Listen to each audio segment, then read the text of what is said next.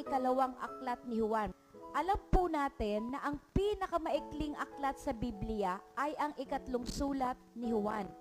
At ang pangalawa, sa pinakamaikling aklat sa Biblia ay ang ikalawang sulat ni Juan. Paano siya naging pinakamaikling aklat?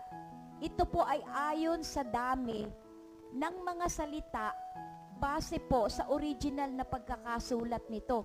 So binilang isa-isa yung mga salita sa Grego kasi ang New Testament ay sinulat po sa Grego at ang Old Testament ay sinulat sa Hebreo at ang ibang bahagi ng Old Testament ay nakasulat sa Aramaic.